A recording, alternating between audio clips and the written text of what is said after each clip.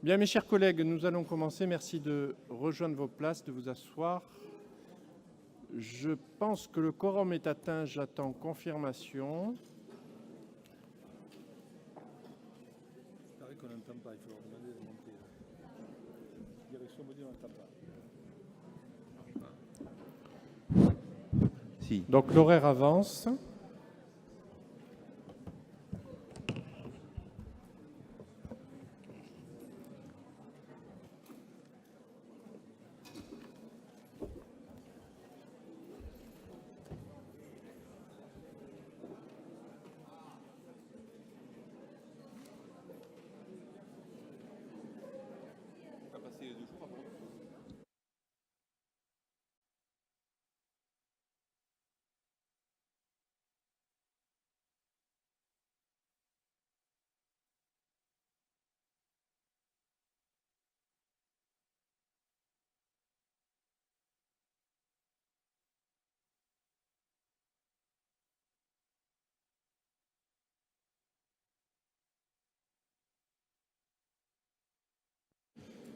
Bien, la séance est donc ouverte.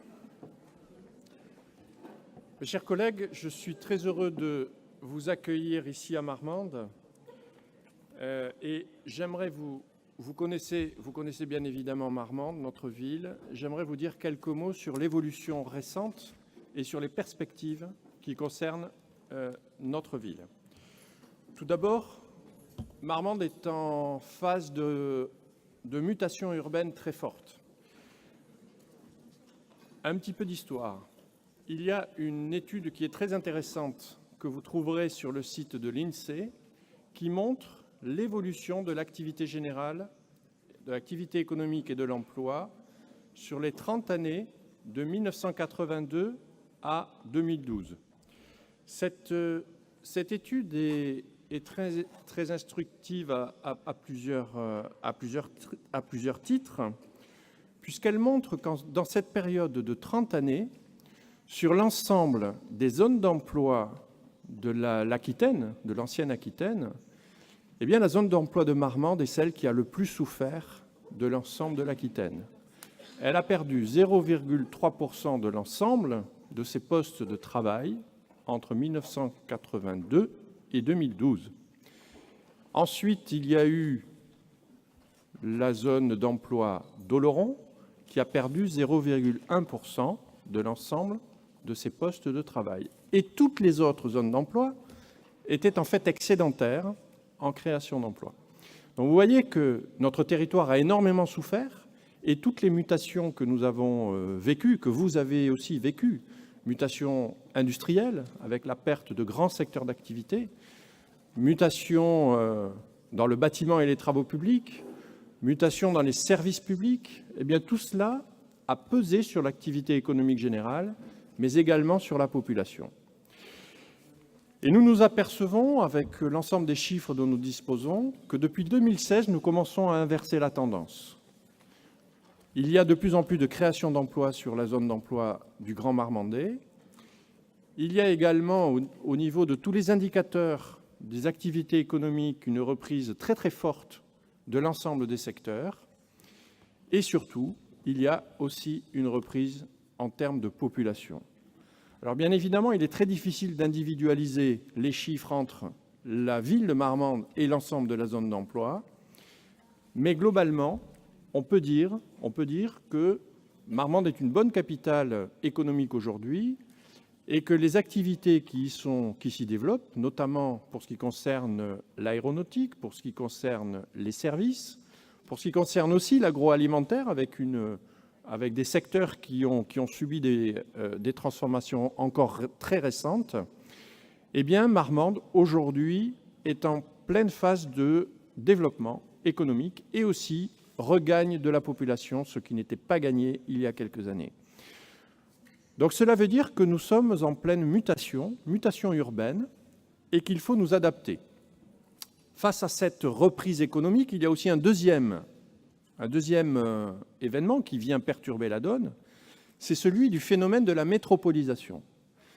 Vous savez tous qu'aujourd'hui, les métropoles sont de véritables locomotives économiques et industrielles, que nous avons à côté de chez nous une des métropoles les plus dynamiques avec Toulouse dans le pays, eh bien, nous bénéficions maintenant de ce phénomène de métropolisation, à tel point que j'ai animé il y a 3 semaines une réunion sur l'habitat à Angoulême, et l'Adréal nous a montré une carte avec les influences de la métropole en termes d'habitat. Eh bien, nous ne sommes plus considérés comme une zone périphérique accolée à la métropole, mais en termes d'habitat, nous faisons partie de la poche de la métropole, de la zone, pire que de la zone d'influence, de la structure même de l'habitat métropolitain. Ce qui veut dire qu'aujourd'hui, il nous faut en prendre acte et il nous faut nous adapter à cette situation. Et vous verrez bientôt que nous allons contractualiser avec la métropole. Et c'est un dossier très intéressant qui vous sera bientôt remis. Cette adaptation nécessite de notre part également un renforcement des centralités. Il est important, vous le savez, avec toutes les difficultés des centres-villes partout en France, après 20-25 années où beaucoup d'autorisations ont été données en périphérie, il est important aujourd'hui de reconcentrer nos centralités. Et donc Marmande reconcentre ses centralités en termes de mobilité, en termes de services publics et en termes d'habitat. Nous voulons redensifier notre ville. Il y a également une requalification des espaces publics, vous l'avez tous constaté, puisque nous avons l'année dernière vécu une phase de travaux assez importante. Et cette requalification des espaces publics, qui s'est terminée pour le quartier du Marché, va désormais se concentrer sur le centre-ville, sur la place Clémenceau et sur la rue Charles de Gaulle, probablement pour l'année prochaine. Ensuite, il y aura, on verra exactement suivant l'architecture de notre PPI, il y aura également toute la place Henri-Birac et l'accès entre le parking est de la Filleule et la place Henri-Birac qui seront complètement aménagés. Ensuite, il y a le rééquilibrage à l'est. Notre ville se développe de plus en plus vers l'ouest. Nous souhaitons rééquilibrer notre ville vers l'est.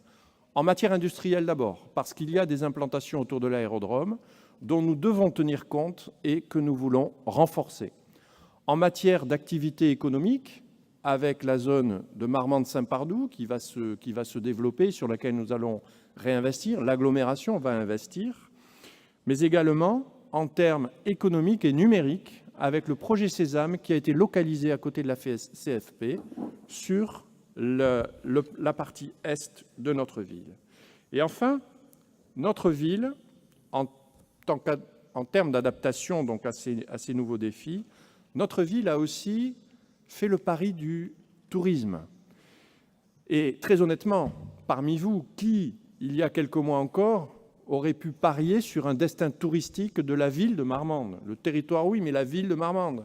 Il n'y avait pas d'abord de volonté, il n'y avait pas non plus de constat, et il n'y avait pas de perspective de développement touristique dans la ville de Marmande. Eh bien, nous avons obtenu le label de commune touristique. Nous allons travailler sur ce label et nous avons candidaté à ce que l'on appelle le plan Garonne, qui va nous permettre, si nous sommes reçus, de développer un vaste programme d'activités touristiques autour de la Garonne et autour de la Filleule.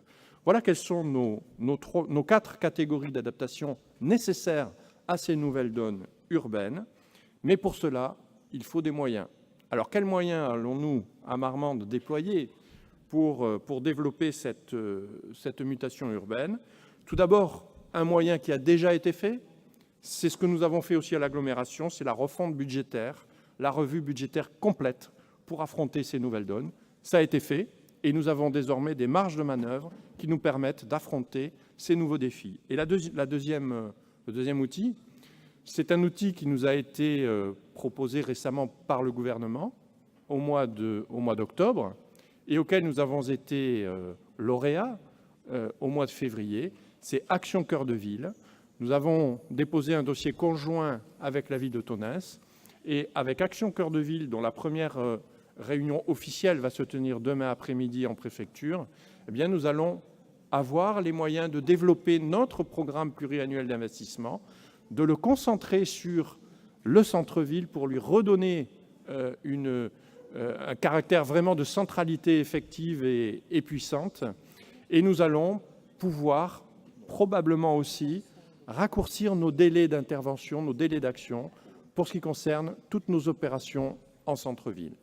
J'ajoute que ces opérations redensifiées en centre-ville vont nous permettre par ricochet aussi d'avoir des répercussions sur la périphérie, puisque les marges de manœuvre qui seront dégagées nous permettront là aussi d'accélérer notre développement et notre remise à niveau de périphérie, notamment en termes de voirie. Voilà un petit peu aujourd'hui, quelle est la situation de la ville de Marmande.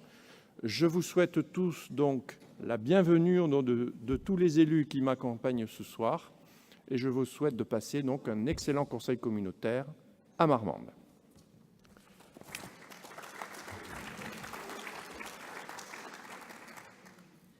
Merci bien. Je voudrais tout d'abord vous faire les rappels habituels, donc que chacun revienne bien à sa place s'il doit se lever, que chacun ait bien signé la feuille de présence. Et ensuite, vous avez quelques dates, si on pouvait les projeter. Jeudi 21 juin, bureau communautaire, salle Jean Fenouillet. J'ajoute que nous venons de rajouter tout à l'heure un bureau communautaire, mais qui sera surtout une information, un bureau communautaire le 7 juin, parce que la Caisse d'allocation familiale nous a demandé de tous vous rencontrer pour qu'elle puisse présenter des projets. Donc, vous aurez en plus, ça n'a pas été spécifié ici parce que nous venons d'apprendre cette information, le 7 juin, un bureau communautaire à la salle Jean Fenouillet. Et donc le 21 juin, un autre bureau communautaire qui celui-là sera un bureau donc formel, toujours à la salle Fenouillet à Beaupuy. Et le jeudi 5 juillet, conseil communautaire à 18h30 à Fourques-sur-Garonne. Le 31 mai, vous pouvez dire qu'on travaillera sur le pacte financier avec les VP ? Le 31 mai, pour la commission d'experts et vice-présidents, le 31 mai, il y a une réunion de travail comme on le fait habituellement pour continuer la réflexion sur le pacte fiscal et financier. C'est que les VP ou M. Rissiou ? C'est ça, c'est la commission. Vous avez des experts, ça veut dire que M. Machin va venir ? Oui, alors c'est pas la commission expert, c'est VP plus le président de la CLECT, Voilà. M. Rissiou. Voilà pour les informations concernant les dates. Ensuite, dans les informations diverses, nous avons plusieurs informations. D'abord, nous venons d'apprendre donc que notre collègue Jean-Max Martin a été hospitalisé, il a été victime d'un malaise, donc toutes nos pensées l'accompagnent bien évidemment. Une deuxième information qui concerne Chloé Darmagnac, qui est donc à l'accueil ici, qui est responsable du service, chef de service des assemblées, qui va faire valoir un repos pour finir. Sa petite fille. C'est difficile à expliquer, pardonnez-moi, mais en public comme ça, voilà. Finir l'œuvre. Donc il y a une œuvre maternelle à accomplir, on va dire ça comme ça. Et c'est une autre Chloé qui va la remplacer pendant cette absence. Donc ne vous inquiétez pas, vous ne vous tromperez pas de prénom. C'est donc Chloé Marguerite qui est ici à côté de Chloé Darmagnac qui va la suppléer pendant cette absence. Ensuite, il y a une information un peu triste. Nous avons donc une maîtrise d'ouvrage qui est en cours pour le pôle jeunesse, que vous allez découvrir tout à l'heure. Il se trouve que dans cette entreprise, il y a l'un des associés qui malheureusement, que nous avions rencontré à plusieurs reprises, puisque cette société a travaillé pour nous dans le cadre de la pépinière Marmande Sud, dans le cadre du centre de loisirs du Mas d'Agenais, de la maison de santé du Mas d'Agenais. Et donc aujourd'hui dans le pôle jeune, eh bien, l'un de ses associés malheureusement est décédé très très récemment. et nous adressons donc toutes nos condoléances à l'entreprise et à la famille de ce monsieur. Donc, une pensée donc pour cette personne qui a été à notre service. Ensuite, concernant les informations supplémentaires, nous avons, je vous l'ai dit déjà plusieurs fois, nous avons candidaté à un prix qui concerne le marketing territorial. Eh bien, je suis très heureux de vous annoncer, et je vais peut-être demander à Pascal Laperche très rapidement de vous en parler, de nous faire un compte-rendu. Eh bien, nous avons été lauréats de ce prix de marketing territorial à côté de très grands territoires du monde. Ce n'est pas un prix français, ce n'est pas un prix européen, c'est un prix mondial qui a été gagné donc par Val-de-Grande Agglomération et Garo-Camp concernant ce formidable projet qu'est Garo-Camp pour l'avenir. Alors très rapidement, on peut donner peut-être un micro à Pascal Laperche pour, en 2 mots, qui nous explique cela. Est-ce qu'on a un micro, s'il vous plaît? Ne vous battez pas. Où est le micro?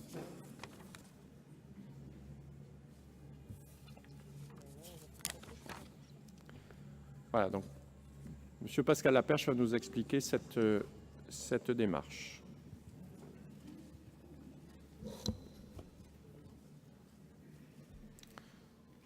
« 30 secondes. Oui, 30 secondes.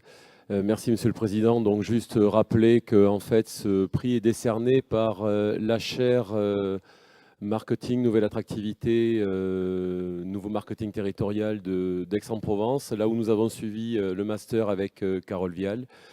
Donc, cette chaire a la particularité d'observer un petit peu partout dans le monde ce qui se fait en termes de pratiques et de relever des pratiques qui sont marquantes, innovantes. Donc effectivement, grâce à tout le travail qui a été fait par l'Office du tourisme, bon j'en passe, et tous les services de l'agglo qui ont permis de mettre en place les fameux Garo Camp Days, l'agglomération a reçu un award, puisque ce sont des awards qui sont remis à tous les territoires qui viennent présenter leurs projets de développement de territoire. Voilà, donc comme vous l'avez dit, nous avons eu l'honneur d'être mis en avant auprès de territoires comme Eindhoven par exemple, mais aussi des petits territoires. Donc c'est une démarche, non pas parce qu'on a des leçons à donner au monde entier, mais parce que des territoires comme le nôtre, en tout cas de notre taille et de notre spécificité, qui se mettent sur des démarches de ce type-là, c'est remarquable et remarqué. Donc c'est à ce titre-là que nous avons été lauréats. Voilà. Merci Pascal. Enfin, une dernière petite information qui a trait aux ressources humaines. Le détachement fonctionnel de directrice générale adjointe en charge des ressources humaines de Madame Fabienne Gourgue arrive à terme le 31 mai 2018. Donc c'est un détachement qui a duré 5 ans depuis le 1er juin 2013. Conformément à la réglementation applicable, M. Dutil a reçu Mme Gourgue en entretien préalable le 22 mai dernier, durant cet entretien, il a été convenu de ne pas renouveler ce détachement sur emploi fonctionnel. Cette mesure prendra effet le 1er jour du 3e mois suivant la présente information, soit le 25 août 2018. Vous savez que Fabienne Gourgue est toujours en arrêt de travail. Comme le prévoit le statut de la fonction publique, Mme Gourgue restera fonctionnaire titulaire comptabilisée aux effectifs de VGA, titulaire de son grade d'attaché territorial. À ce titre, et dès que les circonstances le permettront, et je lui souhaite un prompt rétablissement, elle a vocation à réintégrer l'administration communautaire sur des missions qu'il conviendra de confirmer préalablement à sa réintégration. Et je compte d'ailleurs lui confier des missions qui, pour l'instant, ne sont pas assumées et qui sont excessivement importantes pour nous, qui sont celles de la GPEC, puisqu'aujourd'hui, alors que c'est une vraie demande de l'ensemble des services et des élus, nous ne pouvons pas répondre à cette demande. La présente information est faite dans les conditions prévues par l'article 53 de la loi numéro 84-53 du 26 janvier 1984 Donc c'est pour ça que c'est un peu administratif, mais je suis obligé de le faire, et ne doit faire l'objet ni de vote, ni de débat. Et donc, je vous remercie. Voilà. Nous allons donc maintenant passer à l'examen de l'ordre du jour, et donc au premier dossier, qui est la présentation de l'avant-projet sommaire de la création du pôle jeune. Et je laisse tout de suite donc la parole à Gilles Lagahuzer. Merci, merci Président. Eh bien, nous avions été lauréats, décidément, on parle beaucoup de lauréats ce soir. Nous avions été lauréats il y a quelques 2 ans au PIA, qui est le projet d'investissement à venir en faveur de la jeunesse. C'est ce qui a donné naissance à la mise en place de Terrador. Alors Terrador qui en réalité rassemble 2 volets. Le volet avec toutes les actions qui sont menées, je crois qu'il y en a 21, par diverses associations du territoire et aussi par VGA. Et puis une action spécifique au niveau de VGA qui est l'investissement sur le pôle jeunesse. Alors c'est vrai que ça a donné lieu à beaucoup de débats, à beaucoup d'échanges, à beaucoup d'interrogations même sur les lieux. Et finalement aujourd'hui, le lieu de l'îlot des Capucins à Marmande donc, avait été choisi pour cette implantation du pôle jeunesse. Et aujourd'hui, nous allons avoir la présentation de l'avant-projet sommaire qui a été étudié et qui a été donc confié au cabinet Archistudio. Et c'est monsieur Christophe Gubala qui va nous présenter le projet. Voilà, sachant que le financement de ce pôle jeunesse avait été validé par le Conseil communautaire le 21 septembre 2017 et que le montant de l'APS porte sur 1 749 500 € hors taxe, et qu'il s'agit d'une réalisation qui porte sur une surface de 1396 mètres carrés. Mais monsieur donc Christophe Gubala va maintenant nous présenter le projet dans le détail sur les 3 bâtiments qui sont concernés. Voilà, monsieur Gubala, c'est à vous. Oui, bonsoir à tous. Donc, je suis Christophe Gubala, architecte urbaniste, associé donc, de la SARL Archistudio.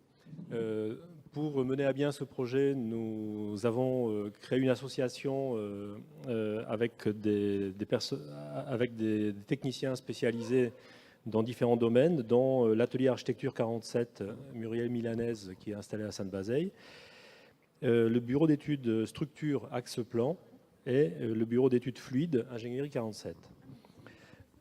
Donc, on va passer très vite à la prochaine diapositive, voilà, qui rappelle très rapidement le programme. Donc le programme du pôle jeune s'installe dans un cadre bâti patrimonial intéressant. Nous sommes sur la terrasse des Capucins, à l'emplacement d'un ancien couvent qui date de la fin du XVIe siècle, avec des bâtiments intéressants qui datent ensuite du XVIIe et XVIIIe siècle. Ce site a eu ensuite une histoire un peu, on va dire un peu chahutée. Il y a eu des interventions à différentes époques, des démolitions, des bâtiments construits dans les années 60, puis à la fin des années 70, et qui donne aujourd'hui l'image du bâtiment, enfin du site actuel, peut-être un petit peu disparate, avec certains bâtiments qui n'ayant plus d'activité depuis quelques années ont été laissés sans usage, donc vieillissants. Mais le projet d'aménagement du pôle jeune va être justement une bonne opportunité de revaloriser d'une part un patrimoine bâti et de réinjecter une fonction et une animation dans un site intéressant qui est sur le belvédère, donc, qui permet de dominer la plaine de la Filleule et la Garonne, qui est à l'emplacement du tracé des anciens remparts de la ville primitive de Marmande, donc un site plein d'histoire et plein d'avenir en même temps.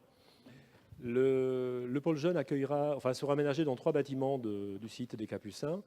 Deux qui sont relativement anciens, donc probablement 17e, 18e siècle, et, je le disais tout à l'heure, un bâtiment plus récent que tout le monde connaît pour sa fonction passée, c'est-à-dire les restaurants du cœur, qui date de la fin des années 70, début des années 80. À l'intérieur de ces bâtiments seront aménagés la mission locale, l'espace métier d'Aquitaine, les bureaux de Cap Emploi, la mission emploi-formation, la plateforme de lutte contre l'illettrisme, le CIO et un espace coworking. En plus de ces fonctions-là, il est possible d'aménager au R+1 du bâtiment le plus récent, c'est-à-dire les anciens Restos du Cœur, un plateau qui peut recevoir des bureaux ou une fonction tertiaire. Bon, cette diapositive permet juste de se resituer dans le contexte. Donc on retrouve inscrit en rouge sur cette photo aérienne les trois bâtiments et la partie du foncier qui est concernée par le projet communautaire. Donc le projet s'inscrit dans les trois bâtiments qui apparaissent sur cette diapositive et qui ne sont pas assurés. La partie assurée qui apparaît en partie haute est aujourd'hui propriété de la ville de Marmande et ne rentre pas dans le cadre de ce projet Paul Jeune. Donc, le parti architectural et donc l'orientation que l'on a donnée au projet en termes de traitement des façades, des volumes, va dans le sens de la valorisation du patrimoine bâti qui est en place. Donc on voit sur cette première diapositive l'entrée du pôle jeune qui se trouve à l'emplacement de l'entrée actuelle du bâtiment qui jusqu'à il y a encore peu de temps était utilisée. Le travail que l'on fera sur les façades, puisque si on peut revenir juste encore sur la façade, sur la diapositive précédente, vous montre les photos d'existants et le traitement proposé, va permettre de réparer certaines interventions datant des années 60, de remettre de l'ordre dans la composition des façades et vraiment de valoriser ces bâtiments avec un traitement qui est respectueux de la composition architecturale de l'époque. Sur la diapositive suivante, nous avons à gérer des problématiques un peu différentes, c'est-à-dire la mise en place d'une liaison verticale avec un ascenseur pour desservir l'ensemble des étages pour des questions d'accessibilité et de sécurité. Il est aussi question de relier physiquement le bâtiment formant le L, donc les bâtiments les plus anciens, aux bâtiments que l'on voit apparaître à gauche et sur la photographie de gauche, au fond de la cour, donc le bâtiment des années 80, les restaurants du cœur. Le projet prévoit de créer une galerie qui, à un certain moment, sera aussi doublée d'une coursive en R+1 pour relier les deux niveaux du bâtiment restaurant du cœur à partir d'un ascenseur unique. Donc, c'est une logique d'économie de conception, de pragmatisme tout simplement, et qui permet de créer toutes les liaisons fonctionnelles entre les différentes parties des bâtiments. Donc de ce côté-là, l'architecture, en tout cas le parti que l'on a proposé, va dans le sens de la création d'une extension. La mise en place d'un volume qui est traité de manière contemporaine, mais en même temps avec des matériaux qui font référence à des traitements traditionnels, donc des vêtures en zinc, qui vont se mélanger avec du verre et du béton, et des structures métalliques. Ce grand volume va permettre aussi de cacher une partie du bâtiment qui a été vraiment très très dégradée pendant les interventions, les différentes modifications durant sa vie dans les années 60 et plus tard. Et donc là où se greffe l'ascenseur et le dégagement des différentes galeries et passerelles correspond à une partie qui est très abîmée et qui est relativement complexe de remettre dans son état initial.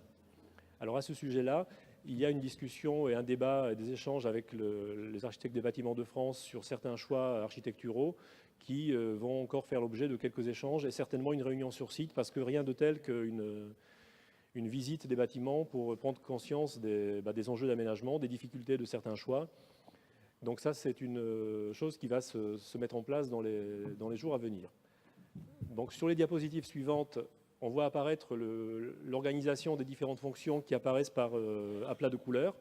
Je ne vais peut-être pas rentrer dans le détail de la manière dont les choses fonctionnent, mais pour faire simple, dans le bâtiment qui forme un L, nous avons la mission locale et l'espace métier Aquitaine, avec en mauve et en jaune des fonctions qui sont liées à des services qui s'intègrent, qui viennent s'ajouter à cette fonction principale. Ensuite, dans le bâtiment Resto du Cœur, qui est donc en partie haute du dessin, qu'on voit bien isolé du bâtiment L, et par contre relié par une coursive, apparaît ici en bleu, une couleur bleutée, le CIO, et sur la partie gauche, un espace relativement ouvert, un grand open space, qui est en fait l'espace coworking. Sur la diapositive suivante, toujours dans la partie en L, On voit apparaître l'ensemble des bureaux de la mission locale, une grande salle de réunion et dans le bâtiment qui est situé à gauche, une réflexion sur la possibilité d'aménager le R+1 du bâtiment des anciens restaurants du Cœur avec par exemple des bureaux. Donc la décision d'aménager ou non donc l'étage R+1 fait partie d'une tranche conditionnelle de l'opération qui sera décidée lors des phases suivantes. Au dernier niveau, donc dans le bâtiment L, qui lui est en R+2, on retrouve de nouveau les bureaux de la mission locale, une autre salle de réunion et en rouge, encore une fonction annexe donc à la mission locale. Et si je ne dis pas de bêtises, il doit s'agir de la mission emploi-formation. Je vais vous le confirmer tout de suite, oui, c'est bien ça. Donc sur la diapositive suivante, et ça va, je pense, terminer le diaporama, un rendu de façade plus classique sous forme de façade donc, géométrale, hein, comme on les dessine en tant qu'architecte ou ingénieur. Donc où on voit les trois façades visibles de l'espace public. Donc, bon, je ne vais peut-être pas revenir dessus, mais l'objectif, c'est de, à chaque fois, mixer des interventions contemporaines avec le bâti ancien et, si possible, à chaque fois que cela est possible, de revaloriser, de remettre en état ce qui est intéressant dans les anciens bâtiments qui ont été dégradés à certaines époques par des interventions un peu brutales parfois, notamment au R+2 du bâtiment le plus ancien que l'on voit donc en partie haute, où il y avait des fenêtres horizontales qui sont complètement dissonantes avec une architecture néoclassique. La dernière diapositive qui achève ce diaporama est juste un rappel de l'estimation, où on voit apparaître sous forme de deux tableaux la tranche ferme, donc, qui est estimée à 1 650 000 € hors taxe. J'ai arrondi voilà, pour simplifier la lecture. Et l'estimation sommaire donc, de la tranche conditionnelle, c'est-à-dire l'aménagement du R+1 et les éléments qui y sont liés, à 350 000 €. Donc, en phase APS, l'estimation est tout à fait conforme par rapport à l'objectif du maître d'ouvrage, c'est-à-dire de la communauté d'agglomération. Mon intervention est terminée, donc si vous avez besoin d'autres informations, je reste à votre écoute. Merci bien. Gilles, tu prends la suite? Il a fini. Est-ce qu'il y a des questions sur ce dossier? Est-ce que vous avez des questions? Je vous rappelle donc que nous sommes dans le cadre du PIA et dans le cadre de ce PIA, nous avons 50% de subvention. Et pour nous, c'est une opération qui arrive à point nommé puisque le bâtiment de la mission locale devait être rénové et que rien que cette rénovation du bâtiment uniquement de la mission locale aurait coûté plus cher que cela. Donc c'est une opération qui va être rentable pour les jeunes, pour les missions de service public auprès de la jeunesse, mais également pour le budget communautaire. Voilà. Juste une réflexion, il me semble que ce que nous pouvons faire en faveur de la jeunesse n'est pas finalement si fréquent et je crois que c'est quelque chose qui est très bien structuré et donc je crois qu'en plus avec l'opportunité des 50% qui nous viennent de l'ANRU, c'est une très bonne opération qui de surcroît se fait sur un lieu qui, autant ne me semblait pas du tout adapté pour la maison de l'économie, autant pour cette destination me semble tout à fait cohérent. Christophe Courage-Long, un micro s'il vous plaît. Pardon, Jacques Belléric qui a le micro et ensuite Christophe Courage-Long.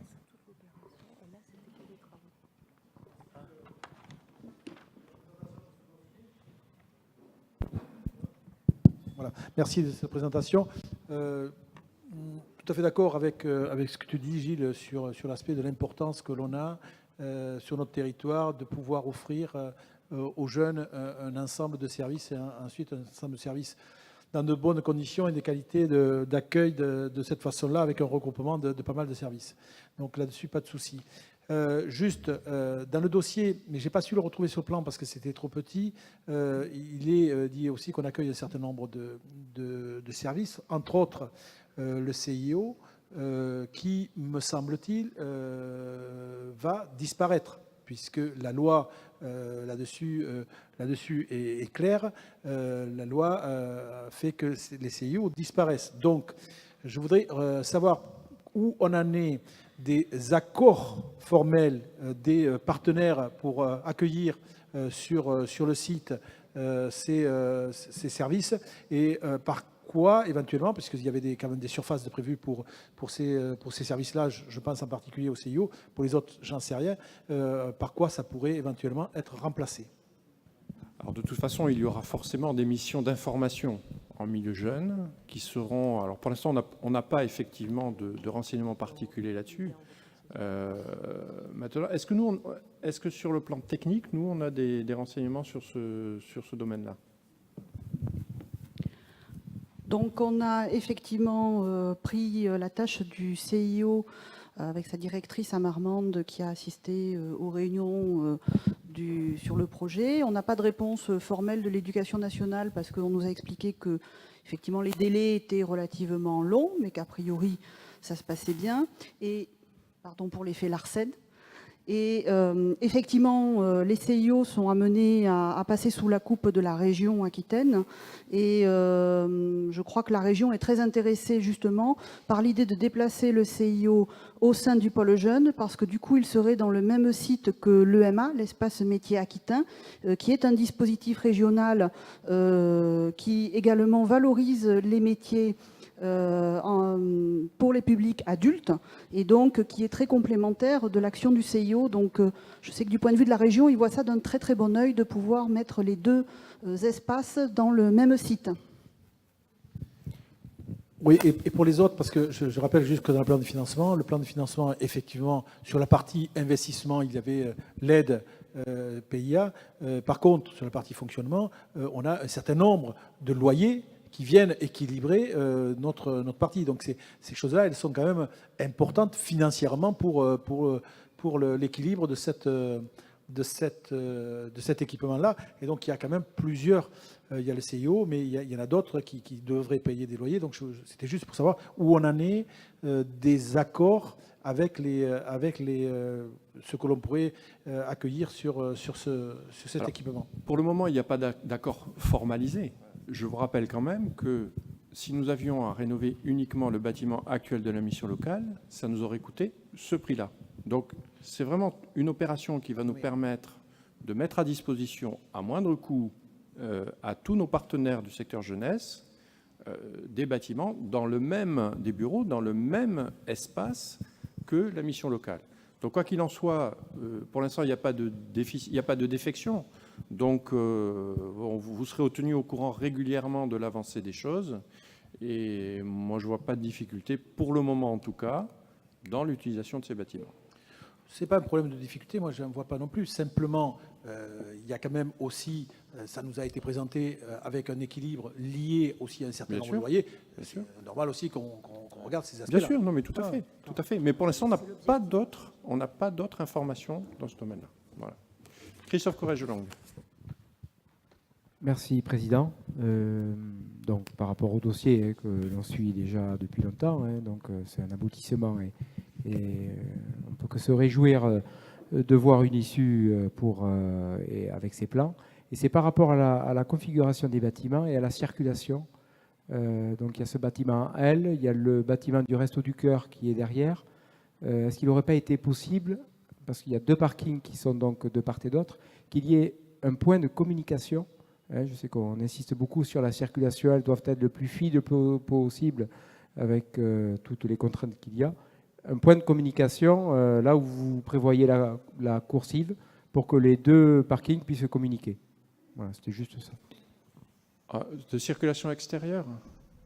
Oui. Oui. Oui, ça n'a pas été imaginé. Je ne vois pas trop l'intérêt. Ça n'a pas été imaginé.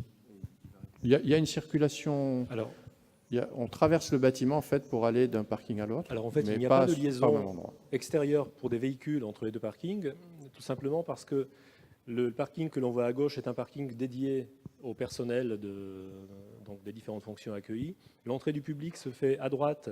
Vous voyez un petit perron avec un escalier et une partie arrondie. Donc le public arrive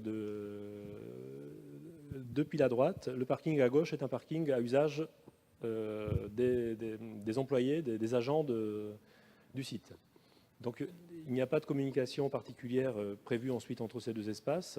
Elles ont toutes les deux leur logique, et le parking public est considéré comme étant le parking sur espace public en contrebas. C'est-à-dire on a d'un côté quand même le parking de la Fiole, un parking assez confortable en bas de la rue de l'Observance, donc le public n'entrera pas en véhicule sur le site, hormis les handicapés dont une place est prévue à niveau. Est-ce qu'il y a d'autres questions sur ce dossier? Oui, Monsieur Ressiot.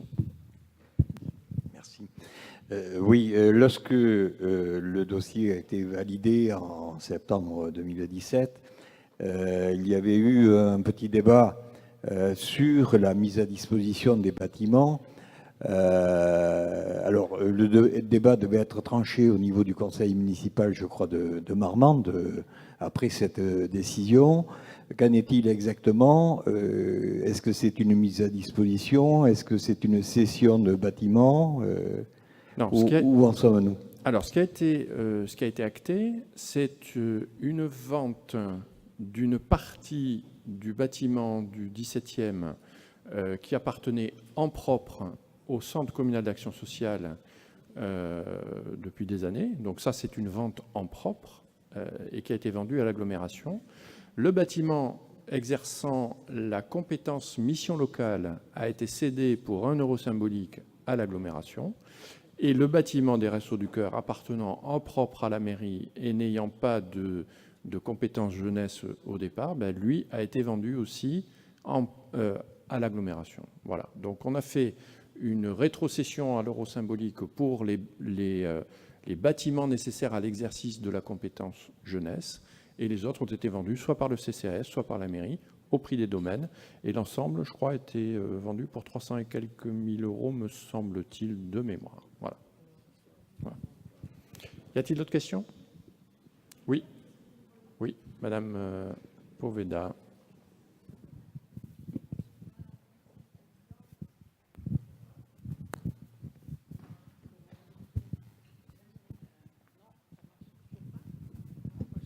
Pardon, merci.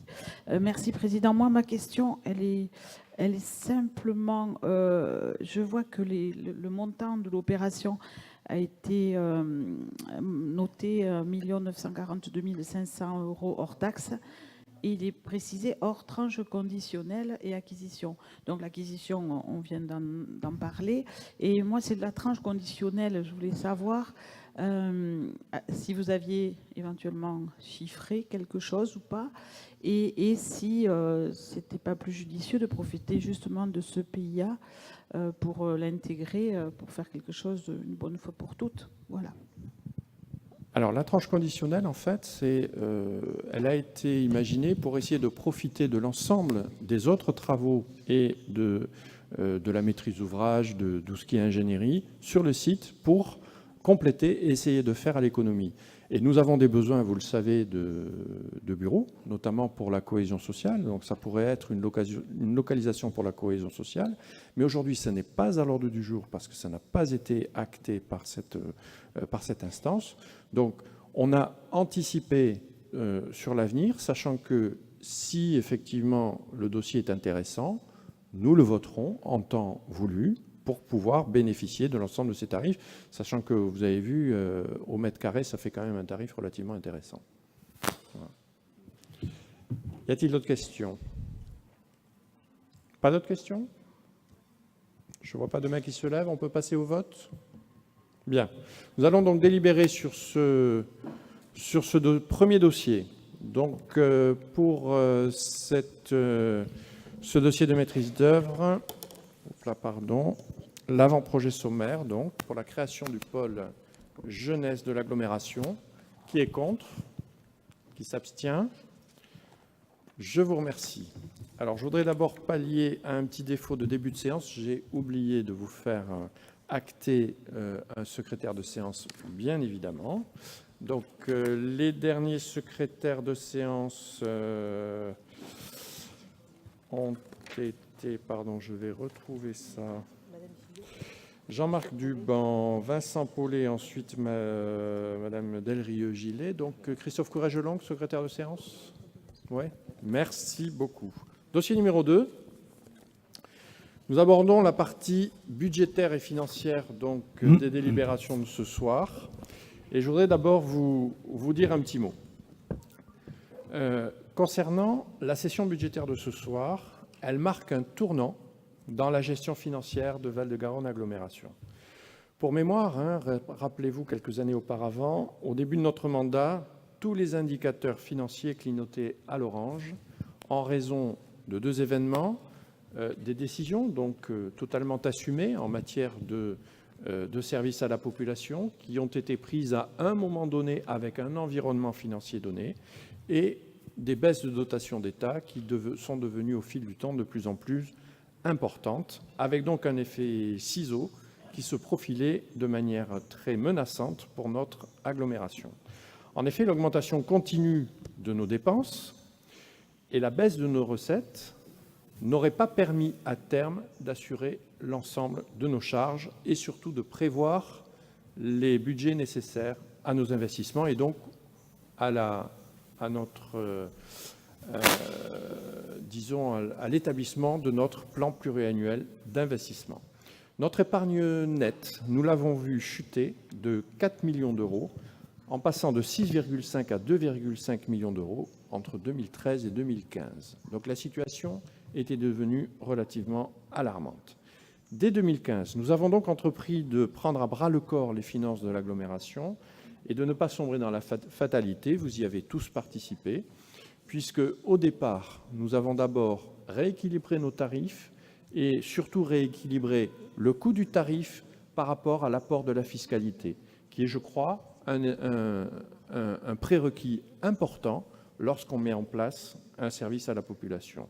Ensuite, nous avons évalué nos politiques publiques, ce qui nous a pris toute une année pour pouvoir dégager des marges de manœuvre et faire des choix, parfois courageux.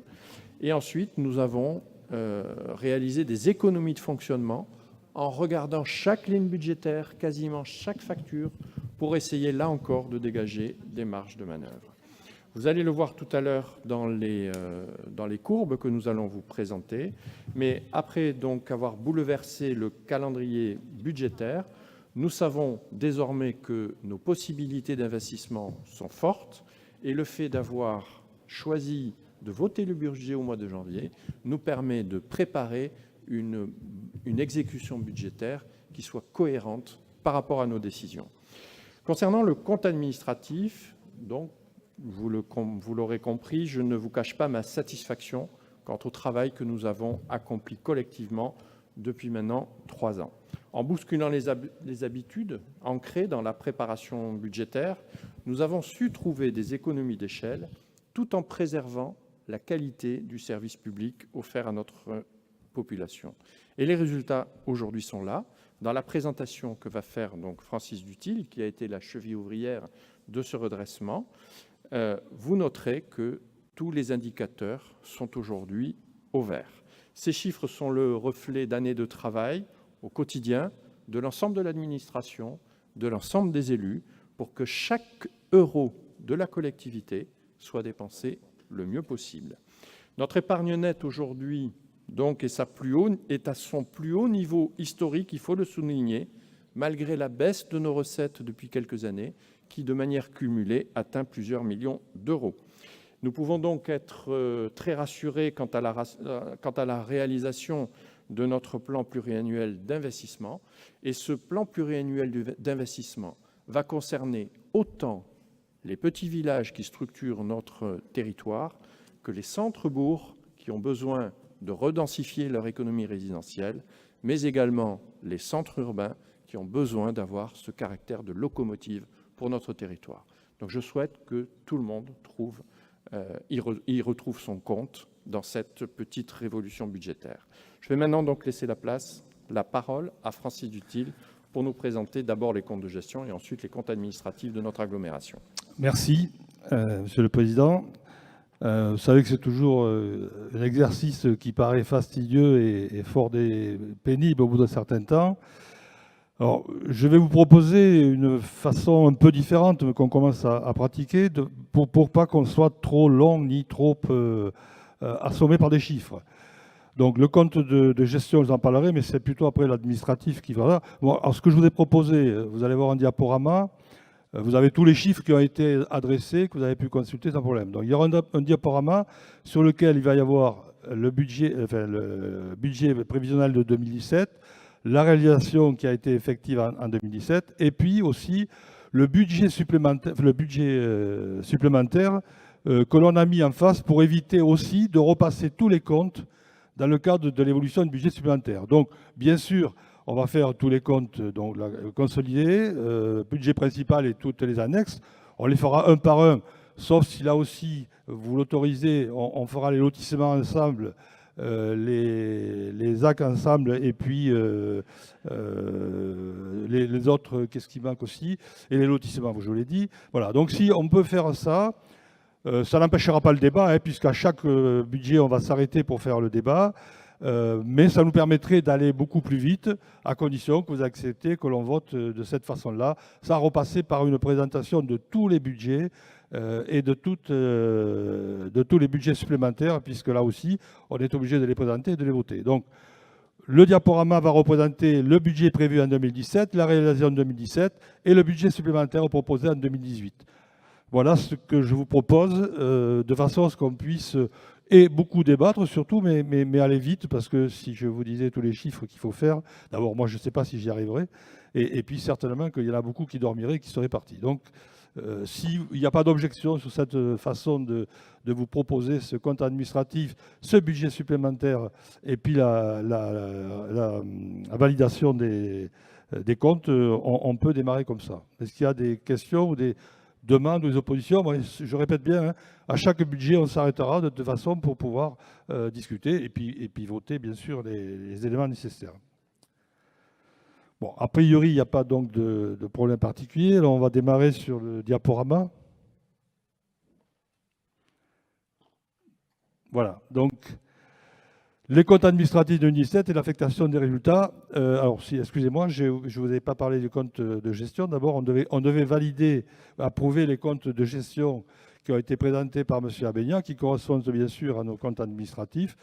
Là, vous avez le détail de tous les budgets qui ont été faits. Alors, ceux qui ont pu le lire, il y a une petite remarque en annexe qui indique qu'il y a un flux de 20 000 € qui avait été prévu lors d'une modification budgétaire concernant le plan climat, air, énergie. Le flux financier a adressé ce compte-là dans une hors opération. Et comme on n'a pas eu besoin d'utiliser ce compte-là, ça n'a pas de conséquences. Ceux qui ont pu le regarder et le lire, hein, c'est l'explication que vous avez sur la délibération. Donc, conformément à l'article L 21-31 du Code général des collectivités territoriales, le Conseil communautaire entend, débat et arrête les comptes de gestion des receveurs. Les comptes de gestion présentés par M. Abénian, donc concernant tous les budgets principal, annexe et puis voilà, budget principal et budget annexe. Donc les membres du Conseil communautaire sont invités à approuver la délibération suivante, hein, donc qu'ils sont conformes donc aux résultats administratifs que nous avons dans notre administration. Est-ce qu'il y a des oppositions, des abstentions? Merci. Donc on va passer à la partie compte administratif et affectation des résultats pour chaque budget. Et puis à chaque fin de budget, on pourra débattre. Bon, s'il y a une question en cours de route, vous stoppez, vous criez bien fort, je m'arrêterai. Mais voilà donc l'ordre du jour que je vous propose. Budget consolidé, budget principal, budget annexe pépinière d'entreprise groupé, budget annexe transport public urbain, budget annexe prestation de services voirie, budget annexe GEMAPI, budget annexe lotissement communautaire, budget annexe zone d'activité économique.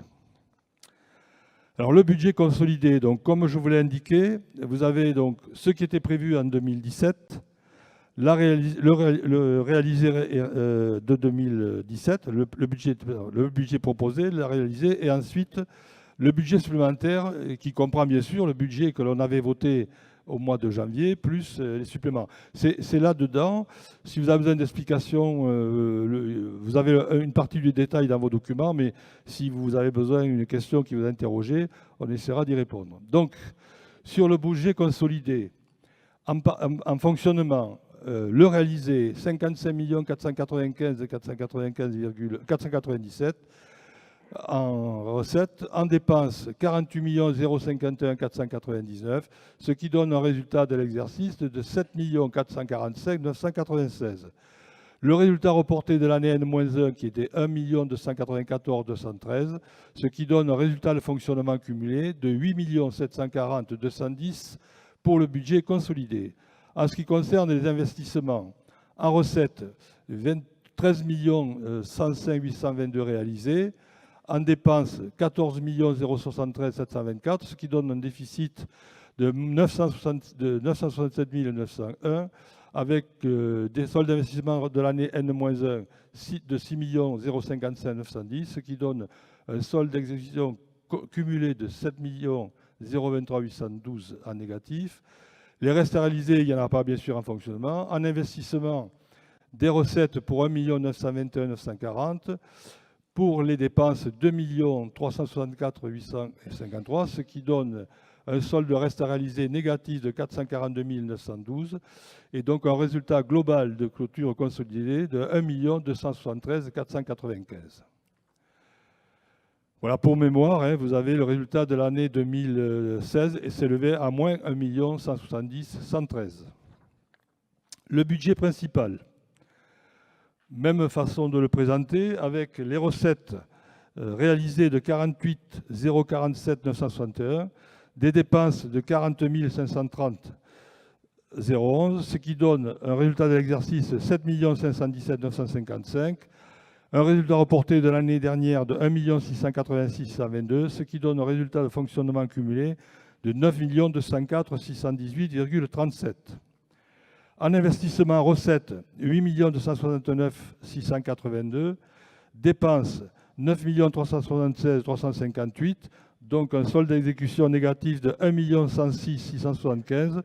Un solde d'investissement N-1 reporté de 3 048 862. Ce qui donne un solde d'exécution cumulé par la partie investissement de moins 4 155 542,22. Reste à réaliser en investissement, puisque je ne vais pas vous le répéter à chaque fois, il n'y a pas de fonctionnement. Les recettes pour 1 921 940. Les dépenses pour 2 347 401 96, ce qui donne des restes à réaliser négatifs de 425 461 73, d'où un résultat global de l'exercice de 4 623 619,42. Est-ce que sur cette première diapo, vous avez besoin de précisions complémentaires, sachant qu'on va détailler en suivant. Le deuxième diapo, la transparence, pardon. Ah, 614, oui, excusez-moi, on a repéré que j'avais dit 4 623 619, alors que c'est 614. Bon, Madame César voulait voir si tout le monde suivait. Alors, évolution des dépenses. C'est Laurent qui nous a mis du bleu, puisqu'habituellement, quand c'est des dépenses, c'est toujours du rouge parce que ça nous éclaire. Mais là, compte tenu que les résultats sont un peu meilleurs, il a dit, alors on aurait pu mettre du vert aussi, mais ça aurait fait du vert sur vert, tandis que là, il a mis du bleu. Donc pour les dépenses réelles de fonctionnement, en 2014, nous étions à 39 395 486, et en 2017, on est à 38 182 758. Donc une bonne maîtrise, une baisse de 2 millions d'euros de dépenses réelles de fonctionnement, tout en maintenant, bien sûr, on espère, les usagers le dire, la qualité du service public. Évolution du dépense personnel, c'est toujours ce qui fait le plus peur. Donc 2016, 4 668 864, 2017, 14 770 321, donc une augmentation de seulement 65%. Alors bien sûr, ça s'est fait au détriment de non-embauche parfois, de restructuration de services, mais aujourd'hui, on a pu maîtriser la masse salariale, ce qui faisait à chaque fois débat là-dessus, sur les inquiétudes que l'on pouvait avoir. Évolution des charges financières. Donc avec une baisse depuis 2015, mais bien sûr c'est lié à la restructuration de notre dette et au fait qu'en 2017 on n'a pas emprunté, on a réalisé l'emprunt qui était prévu sur le budget 2018. Donc 706 833 de frais de charges financières. Les recettes de fonctionnement, alors là on les a mis en rouge puisqu'en fait on a baissé de la DGF en particulier. Donc 214 recettes de fonctionnement global, 42 324 309. Sur l'année 2017, 45 435 758. Donc une augmentation de 11,3% qui est due essentiellement au redémarrage de l'activité économique sur le territoire, à une hausse significative du produit de la TASCOM, à des rôles supplémentaires importants, 811 855, avec bien sûr inclus cette fameuse CFE sur laquelle on a bataillé très souvent. Mais cette évolution de CFE, avec la réévaluation des bases, fait qu'on a eu des résultats beaucoup plus importants que prévu. Le détail de ces recettes fiscales que vous avez sur la diapo qui suit. Taxe d'habitation, 284 000 euros d'évolution. Taxe d'enlèvement des ordures ménagères, 107 millions d'évolution. Cotisation foncière des entreprises, 981 642. Taxe sur les surfaces commerciales, plus 348 617. Cotisation sur la valeur ajoutée des entreprises, 123 839, ce qui fait un total d'évolution de l'année 2016 par rapport à 2017 de 1 858 086. Et ces hausses d'évolution ont été faites, bien sûr, à part la modification des tranches de la CFE, sans évolution des taux. La diapo d'après, dotation et compensation. Donc là, une petite baisse, puisque de 10 901 783, nous avons perçu que 10 519 191, soit une évolution négative de 382 592. Alors, bien sûr que là, on va le retrouver, c'est principalement la baisse de la DGF. La diapo d'après, donc l'évolution de la DGF, ce qu'on retrouve dans toutes nos communes, ceux qui sont allés voir à Bénières avant son départ, il nous a tous remis le document dans lequel on voit que la DGF a largement baissé pour nos collectivités. Donc de 8 628 875 en 2014, on est passé à 6 110 306, ce qui fait que depuis 2014, le manque à gagner cumulé s'élève à 5,4 millions d'euros. Donc pour le compenser, VGA aurait dû augmenter la CFE, la TH et la taxe sur le foncièrement bâti de 7,18% en 2015, 9,42% en 2016 et de 1,88% en 2017. Évolution des produits et services, donc une évolution de 2 187 à 2 863, une augmentation de 54% en 2017 à raison de la mise en place de la redevance spéciale dont les communes on contribue aussi, et de la refacturation au budget annexe, prestation de services voirie, des coûts induits depuis 2010. Vous savez que pour ajuster le budget de la voirie, on cumulait cette somme-là et donc on l'a réajustée sur l'année 2017. Les principales dépenses d'équipement par rapport aux divers services, alors avec ce que je dis souvent pour ceux qui viennent à la commission de finances, c'est le regret qu'on réalise beaucoup moins que ce qui est prévu, puisqu'on avait prévu un budget de 9 331 820 sur l'investissement. Nous avons réalisé 4 053 497 avec des restes à réaliser pour 2 347,401. Donc, ce qui veut dire que si on rajoute les 2 347 de réalisés aux 4 053 497 de réalisés, on est à peu près à 60% de réalisation sur l'année 2017. L'évolution de l'épargne, donc sur les courbes avec la partie épargne brute et épargne nette, donc de 6 037 114 en 2014, on est passé sur cette année-là à 9 615 707 avec notre creux en 2015 et la légère montée de 2016. En ce qui concerne l'épargne nette, bien sûr, elle varie à peu près dans les mêmes taux, puisqu'on n'a pas emprunté davantage, donc il n'y a pas de charge plus importante. 4 472 en 2014, donc à 7 484 281 en 2017. Évolution de l'encours de la dette, 22 190 949 à 23 306 517 en 2017. Bien sûr, lié au fait de la restructuration de la dette, je l'ai déjà dit, et puis du fait que nous n'avons pas emprunté sur l'année 2017. Capacité de désendettement. Donc aujourd'hui, en 2017, on a une capacité de désendettement à 2,4 années. Bon, sachant que sur le pacte qui doit être fait avec les collectivités et l'État, la ligne rouge est fixée à 12 ans. Nous, on est à 2,4, avec bien sûr la variation très, très rapide de ce ratio, dans la mesure où si vous avez des résultats importants, ben, effectivement, la possibilité de rembourser va plus vite. Voilà. Donc, ce qui est intéressant, c'est de voir la tendance. Et malgré la difficulté, depuis 2015 et la restructuration, nous sommes passés à 2,4 années sur notre capacité de désendettement. Un dernier diapo sur le budget principal qui a le mérite d'être linéaire, d'être comparatif sur les années 2014 à 2017. Alors vous avez la dernière colonne qui est liée au comparatif avec les agglos. Alors comme on n'a pas le même périmètre, ce n'est pas forcément une référence. Moi, ce que j'ai noté, c'est que sur les dépenses réelles de fonctionnement par rapport à la population, de 630,91 en 2014, on est passé à 606,16, donc un effort certain qui se retrouve dans nos résultats. Produit des impositions indirectes, 248 à 278 par habitant, sachant que même si on a toujours un peu de mal à parler et à mettre la fiscalité en avant, on est quand même inférieur à l'ensemble des agglos de notre niveau, qui est, elle, à 338. Recettes de fonctionnement, là, de 677, on a augmenté un petit peu nos recettes de fonctionnement sur l'année 2017 à 521. Et puis la DGF et la population, hein, le 6e ratio, qui me semble lui aussi intéressant. 138,19 par habitant, on passe à 97, donc une baisse vraiment sensible, alors que l'ensemble de la moyenne des agglos de notre niveau, c'est à 127 euros par habitant. Donc effectivement, une grosse différence par rapport aux agglos de notre même niveau.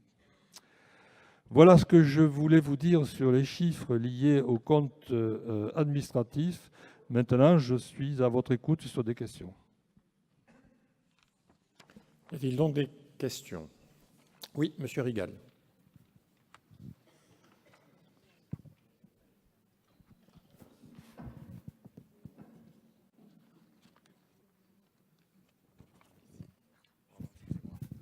Oui, bonsoir. Un petit commentaire global sur le compte administratif. Alors, je vais reprendre des choses qui ont été dites, en rajouter certaines, mais c'est toujours intéressant d'avoir une approche différente. Le compte administratif 2017 fait apparaître un résultat de fonctionnement de l'exercice de 7,5 millions. Majoré du résultat reporté, il atteint le niveau, je pèse mes mots, remarquable de 9 205 000. Par rapport aux commentaires, est-ce que vous pouvez mettre la diapo numéro 4, s'il vous plaît? Ça permettra aux gens de suivre en même temps. Voilà. Des déductions faites du résultat d'investissement, l'excédent global des recettes sur les dépenses est donc de 5 049 000 euros. J'emploie le terme de remarquable parce que ces niveaux de résultats n'ont, semble-t-il, jamais été atteints. C'est ce que disait le président tout à l'heure. Les niveaux d'autofinancement sont eux aussi remarquables. Et vous l'aurez compris, parce qu'ils n'ont jamais été aussi élevés. L'excédent brut de fonctionnement est de 10,5 millions, soit 4,7 millions de plus qu'en 2016, ou encore plus de 26% des produits de gestion. La capacité d'autofinancement atteint 9,7 millions, 9 677 000, soit là encore plus 4,6 millions par rapport à 2016. Ce sont 24% des produits réels de fonctionnement. Ces chiffres sont importants. Hein. La CAF nette est de 7 545 millions d'euros, soit plus 4,7 millions, ou encore près de 19% des produits réels de fonctionnement. J'insiste sur ces chiffres parce que, surtout les pourcentages par rapport aux produits de gestion, aux produits de fonctionnels, parce qu'ils sont hors normes. Ils sont hors normes, ils sont très élevés, et il faut le reconnaître. Voilà. Alors j'ai essayé d'expliquer pourquoi les résultats de 2017 étaient-ils à ce point remarquables. en analysant la section de fonctionnement, j'ai trouvé des éléments de réponse. Alors d'abord, les dépenses réelles de fonctionnement. Chose que vous n'avez pas abordée dans votre diaporama, c'est les taux de réalisation. Le taux de réalisation des dépenses réelles de fonctionnement, il est assez faible, 93,6%. Ce sont près de 2,6 millions de crédits prévus qui n'ont pas été réalisés en section de fonctionnement. Alors, il y a quelques exemples. Les charges générales, 1 million de prévus qui n'a pas été réalisé. Et les charges de personnel, 654 000. Sur l'évolution, les dépenses réelles de fonctionnement ont été réduites de 0,6% par rapport à 2016. C'est presque à l'équilibre, il y a un écart de 237 000. J'ai essayé de regarder le même rapport sur la période 2014-2017. Sur toute la période, donc depuis 2014 jusqu'à 2017, les DRF ont été réduites de 3,2%. Au niveau des chapitres de dépenses, on remarque sur la période que les charges à caractère général, elles ont baissé de 16%, soit 1,9 million.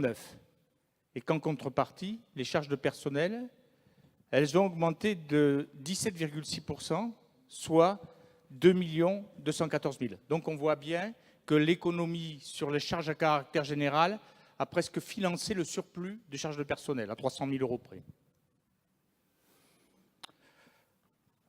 J'essaie de ne pas vous surcharger de chiffres, alors on va passer aux recettes.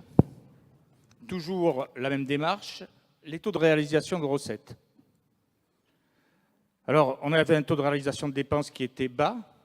Là, on a un taux de réalisation des recettes réelles de fonctionnement qui est très élevé, 104,6%. Là, ce sont 2 millions de recettes qui n'avaient pas été prévues et qui viennent se rajouter à nos recettes. Donc, on a dit en dépenses 2 millions... Attendez, je ne sais plus où j'ai le chiffre. 2,6 millions, 2 millions, vous voyez, ça fait déjà 4,6 millions. On retombe presque sur la majoration des niveaux d'épargne.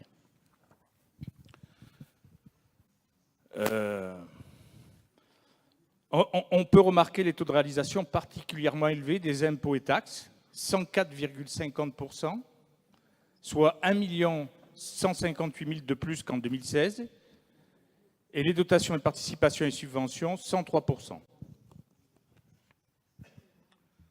Après les taux de réalisation, l'évolution, les recettes réelles de fonctionnement ont augmenté, vous le disiez tout à l'heure, de 11,3% par rapport à 2016. En valeur, ça fait 4,6 millions. C'est énorme. La progression de 4,6 millions des recettes réelles d'une année sur l'autre, c'est énorme. Sur la période 2014-2017, cette progression elle était globale, elle est de 7%. Je rappelle qu'il faut mettre en rapport les évolutions de recettes. En 2016, de dépenses, moins 0,6, et en recettes, plus 11,3. Vous voyez le delta.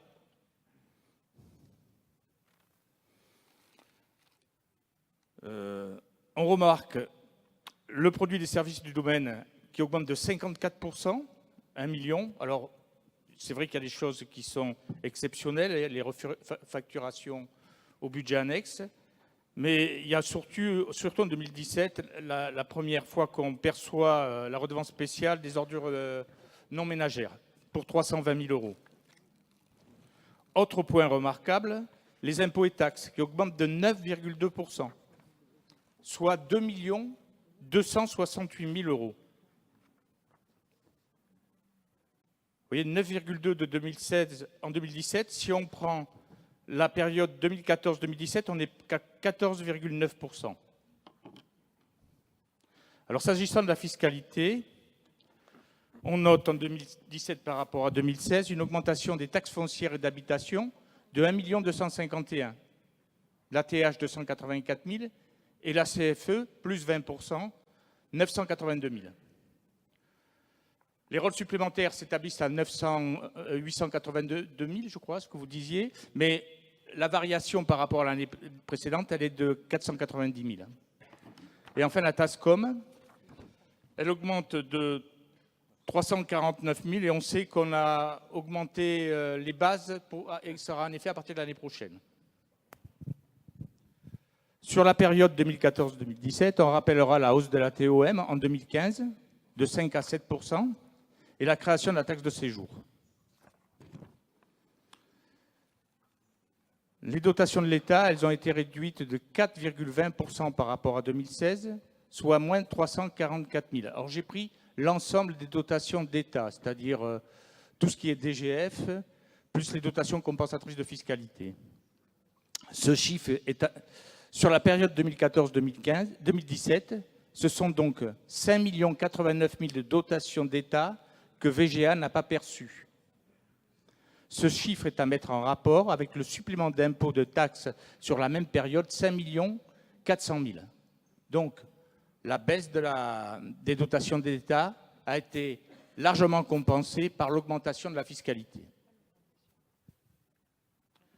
En conclusion, sur la section de fonctionnement, le niveau remarquable des résultats 2017 trouve donc sa justification avec le niveau relativement bas des réalisations de dépenses réelles, 2,6 millions non réalisées, le niveau relativement élevé des réalisations de recettes réelles, 2 millions supplémentaires, une évolution des dépenses réelles de moins 0,6 par rapport à 2016 et une augmentation parallèle des recettes réelles de 11,3. Voilà. L'analyse en structure, chose qui n'a pas été présentée, est intéressante aussi. Parce qu'on voit que depuis 2014, le poids des impôts n'a cessé d'augmenter dans les recettes réelles de fonctionnement. Il représentait en 2014 56%, il représente en 2017 60%. Donc 4 points d'augmentation. Pour finir, s'agissant de la section d'investissement, il faut souligner le montant des dépenses d'équipement, 4,51 millions, qui ont été réalisées à hauteur de 43% des prévisions budgétaires. Cela porte à 25,5 millions les dépenses d'équipement réalisées depuis le début du mandat. Le recours à l'emprunt nouveau, 1,5 million, ce qui induit pour VGA un désendettement de 631 000 € sur l'année. Sur le mandat, l'endettement a été majoré de 4 536 000. Pour conclure, je pense qu'il faut nécessairement ouvrir des perspectives si les niveaux de résultats et d'autofinancement se confirment. Leur maintien à de tels montants me semblant excessif. Alors, il faut que tout ça se confirme. Moi, quand je vois l'évolution, parce qu'il y a aussi beaucoup de bases fiscales qui ont été majorées, les rôles supplémentaires ont été majorés. Moi, j'ai l'impression qu'on est sur un produit fiscal une progression qui va peut-être pas être identique, mais sur des volumes qui vont être très importants. Voilà, je vous remercie. Merci bien. Alors, c'est vrai que vous avez été très technique dans vos explications. Moi, je ne suis pas un spécialiste des finances et des budgets, mais j'essaie d'avoir une vision globale des choses pour ce qui concerne nos budgets. D'abord, je voudrais vous expliquer comment nous construisons ces budgets. Ils étaient construits jusqu'à très récemment à l'automne. Maintenant, ils sont préparés dès l'été. Dès l'été, nous envoyons la lettre de cadrage budgétaire. Et dès l'automne, désormais, pendant tout l'automne, nous voyons chaque service, l'un après l'autre, face à un véritable tribunal, c'est un peu comme ça qu'on l'appelle, et chacun doit justifier ses dépenses. Alors, quand on prépare un budget de cette manière-là, on ne sait pas trop où on va. Parce que notre discours, c'est de dire, maintenant, l'opulence, c'est terminé, vous ferez du mieux possible avec le moins possible. Et quand on décrète ce genre de choses, on ne sait pas où on va dans quelques mois. On ne sait pas comment les lignes budgétaires seront tenues et on ne sait pas comment les dépenses seront effectivement, dans les faits, réalisées. Et on s'est aperçu, moi-même j'ai été très surpris de ces chiffres, parce qu'il n'y a aucune décision aucune décision précise qui justifie le passage en très positif de notre budget, si ce n'est une accumulation de petites décisions, une accumulation d'efforts de la part de tout le monde pour essayer de rentrer dans les clous. Et je me souviens très bien, la première réunion que nous avons organisée, la première séance de tribunal que nous avons organisée, tout le monde me disait, mais on n'y arrivera pas, on n'y arrivera pas. On a ce niveau de dépenses, ne nous demandez pas de baisser à ce niveau de dépenses l'année prochaine. Et je leur ai dit, si, vous le ferez, et vous allez y arriver, et vous saurez vous organiser pour ça. Je crois que tous les services ont fait des efforts, tout le monde y est arrivé, sans mettre à mal le service public. Et la conséquence de tout ça, c'est que, vous l'avez dit, il y a pratiquement 2 millions d'euros de moins en termes de frais de fonctionnement. Et si l'on regarde, encore une fois, la vision, si on essaie d'avoir cette vision globale, on s'aperçoit qu'aujourd'hui, nous prélevons par habitant plus de 100, enfin, une somme de 100 € de moins que les autres intercommunalités. Alors que notre intercommunalité, ne l'oubliez pas, est une intercommunalité mixte entre l'investissement et le service. Vous avez des intercommunalités qui n'ont quasiment pas de service public, de service à la population. Elles ne font que de l'investissement et surtout de l'investissement économique. Et il y a des intercommunalités comme la nôtre qui ont la petite enfance, qui ont l'enfance, qui ont les transports publics, et tout ça, ça coûte cher. Malgré ça, on le voit d'ailleurs, malgré ça, nous prélevons par habitant 100 € de moins en fiscalité directe que la moyenne des autres intercommunalités. Eh bien, moi, je trouve que c'est un bon résultat. C'est un bon résultat parce qu'il dénote qu'en faisant des efforts, si tout le monde s'y met, on arrive à développer des services, à déployer un plan pluriannuel d'investissement cohérent sans alourdir la fiscalité de nos habitants. Et il faut le dire, aujourd'hui, nous sommes dans un bon équilibre qu'il va falloir conserver. Je vous rejoins dans la dernière analyse quand vous dites qu'il ne faudrait pas que ces chiffres perdurent. D'abord, je n'en sais rien. Je n'en sais rien parce que nous allons construire très rapidement, à partir de cet été, le budget 2019. On n'ira pas au-delà des économies qui ont été réalisées parce qu'il y a un moment où il faut savoir s'arrêter, où il faut savoir être raisonnable dans les moins, mais je ne sais pas ce que vont donner les plus. Je ne sais pas aujourd'hui ce que sera l'activité économique de 2019. En revanche, ce que je peux vous dire, c'est qu'au niveau des charges, nous allons être relativement stables. On ne va pas avoir 2 millions de moins l'année prochaine. Ça, il ne faut pas y compter. Donc, je pense que cet équilibre-là va être diminué. Je crois que le delta entre les recettes et les dépenses sera beaucoup plus faible en 2019 qu'il ne l'est, enfin en 2019, oui, qu'il ne l'était en 2017. Voilà. Voilà pourquoi, quand on construit le budget, on a la visibilité uniquement la visibilité de ces décisions, mais l'impact effectif sur les comptes, on ne le connaît pas, on ne le voit qu'au compte administratif. Et moi, ce que je souhaite, c'est que ça continue comme ça. Encore une fois, je vous le dis, ça m'étonnerait. Mais je souhaite que ça continue comme ça parce que ça nous permettra peut-être d'autres perspectives, et notamment une baisse de la pression fiscale, parce que c'est quand même important de conserver le bon équilibre entre le service et la fiscalité de territoire. Encore une fois, moi, mon rôle, c'est de voir les choses dans leurs ensembles, et cet ensemble-là, aujourd'hui, me convient parfaitement bien. Mais je ne sais pas de quoi il sera fait demain. Est-ce qu'il y a d'autres questions sur ce dossier? Pas d'autres questions? Je pense que vous allez pouvoir... Non, tu veux continuer les explications, peut-être? Non, on vote. Alors, vous me permettrez de sortir, puisque sinon, je risque d'avoir des petits problèmes avec la justice. Voilà, contrôle de légalité. Je vous rappelle quand même une chose importante, hein, c'est que faites très attention à tous les impacts juridiques de vos décisions.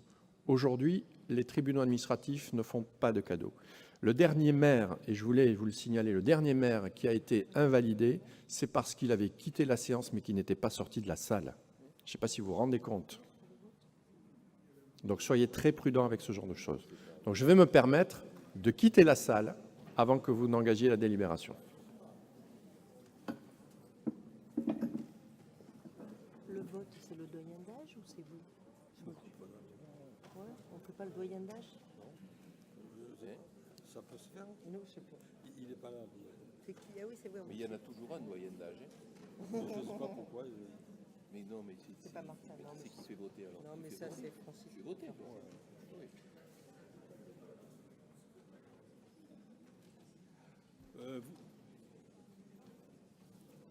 Vous pouvez revenir sur la diapo du résultat? Et il ne marche pas ton micro là. Allô? Oui. Vous pouvez revenir sur la même diapo qu'on avait sous les yeux là quand on a démarré, voilà. Alors, sans vous lire les chiffres, puisque ça c'est le résultat du compte administratif, je vous propose donc de l'adopter comme il vous a été présenté en fonction des éléments que vous avez sous les yeux. Qui s'abstient? Qui est contre? Merci donc d'avoir adopté ce compte administratif. On peut rappeler le président, il peut revenir. Alors, ce que je vous propose, puisqu'on est sur le budget principal, c'est de rester toujours sur ce sujet, d'approuver aussi le budget supplémentaire avec la reprise des excédents. Alors, ce n'est pas tout à fait dans l'ordre, parce qu'il faudrait voter d'abord Bon, si on va le faire dans l'ordre pour éviter tout problème. Donc, on va faire le vote des affectations de résultats. Donc, vote d'affectation des résultats. Résultat du fonctionnement affecté, 9 204 618, qui est le chiffre que vous avez vu lors de la validation du compte administratif. Donc, affectation en réserve, compte de 1068, 4 581 03,95. Affectation en report de fonctionnement, compte 002, 4 623 614 42. Report du solde d'investissement, compte 01, moins 4 155 542,22. Monsieur le Président, il peut faire voter, mais bon, c'est pas grave. Alors, qui s'abstient? Qui est contre? Donc, l'affectation des résultats a été adoptée. Sur le budget supplémentaire, donc, le nouveau budget de fonctionnement qui vous est proposé est de 61 473 324 en consolidé, donc en recettes et en dépenses, et 31 621 061 en investissement, bien sûr en dépenses et en recettes. Budget principal, le document d'après, voilà. Nouveau budget proposé avec la reprise des résultats et de diverses opérations, 51 210 506, aussi bien en dépenses qu'en recettes. Et pour mémoire, il était de 46 031 557 lorsque nous l'avons adopté en janvier. Qui est contre ce budget supplémentaire? Qui s'abstient? Donc il est adopté. Merci. Alors, on va continuer dans la même, avec peut-être moins de détails, bien sûr. Mais... Oui, pardon, excusez-moi. Oui. Juste un commentaire sur le BS. Je me rappelle que lors du BP, j'avais souligné le taux de financement des dépenses d'équipement par l'emprunt très élevé. Je constate avec satisfaction que le recours à l'emprunt a été réduit lors du BS avec les reports de l'année dernière. Voilà. Ok, merci. Il a bien lu les chiffres, il a regardé. Ok, donc budget des pépinières. Même chose comme tout à l'heure. Donc, alors là, c'est le cumulé. Si vous voulez, on pourra voter en détail après, il faudra les sortir, mais je vous proposerai, comme d'habitude, comme tout à l'heure, de le faire en cumulé. Donc, recettes de fonctionnement, 169 712,85. Dépenses, 131 544,08. Donc, un résultat d'exercice de 38 158. avec un solde reporté de l'année dernière de 64 200, ce qui fait un cumul de fonctionnement reporté de 26 041,73. En investissement, 8 145,67 de recettes, 65 541,92 de dépenses, un déficit de solde d'exécution de 57 404, solde d'investissement de l'année N-1, 730 311, ce qui fait qu'un solde d'exécution cumulé de moins 787 714, donc un résultat global de clôture sur les pépinières de moins 813 756,62. Monsieur le Président, si tu veux faire adopter le compte administratif, hein, je continue. Non, mais ça, c'est. Je pense qu'il n'a pas besoin de sortir pour les pépinières, pour les comptes administratifs. À tous les comptes administratifs. Ah bon, je vais faire le faire. Alors, voilà. Ok, alors, par rapport à tous les budgets annexes, je vais vous les présenter et on fera le vote après pour éviter que. On va le fatiguer à sortir et rentrer dans la salle en permanence. Donc, le vote d'affectation du résultat par rapport à ce qu'on a vu précédemment. Donc, résultat de fonctionnement, compte 002, moins 26 041,73. Solde d'exécution d'investissement, 787, 714, 89, ce que l'on vient de voir au-dessus. Est-ce qu'il y a des questions sur ce budget pépinière? Donc, on va avancer sur le budget suivant. Transport public. Réalisé en 2017 en recette 1 896 989. Dépenses 1 986 968, ce qui fait un résultat de l'exercice négatif de 89 979. Un résultat cumulé de l'année N-1, 129 193 en négatif aussi, ce qui donne un résultat de fonctionnement cumulé de 219 173,09. En investissement, 19 481 de recettes, 6 435 de dépenses, 13 046 de solde d'exécution, le reporté N-1, 99 727, ce qui donne un solde d'exécution cumulé de 112 773 en investissement et qui fait un résultat global de clôture de 106 399,32.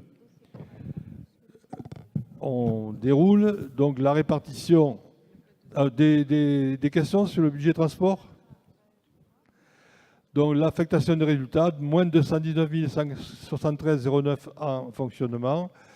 Et puis le report de solde d'investissement en compte 001 de 112 773,77. Budget suivant. Prestation de services voirie, on en a parlé tout à l'heure, mais voilà les chiffres que ça donne. Recettes 21 183,97. Dépenses 325 936,54.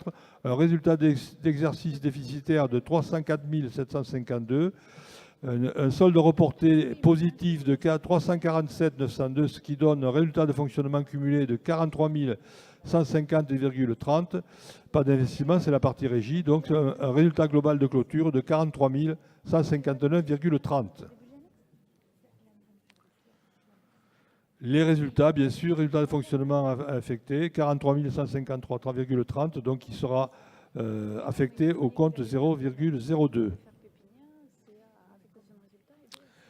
Le budget annexe GEMAPI. Les recettes de 2017, 617 509.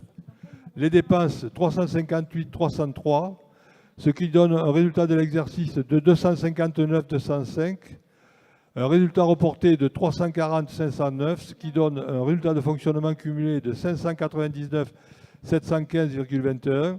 En ce qui concerne les investissements, recettes 25 256, dépenses 38 812, solde d'exécution négatif de 13 556,01, un solde cumulé positif de l'année dernière de 13 713, ce qui donne le solde d'exécution de l'investissement cumulé de 159,99.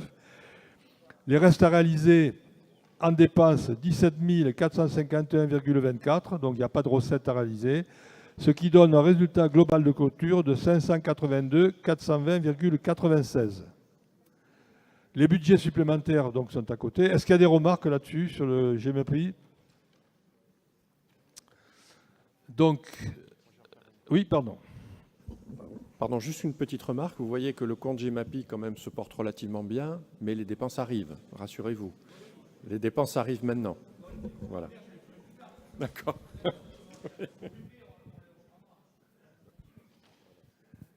OK. Donc, après l'annexe de budget GEMAPI, l'autre budget... Oui, il y a des questions sur GEMAPI. Gaëtan. Il faudrait un micro pour Gaëtan, s'il vous plaît, pour Gaëtan Malange.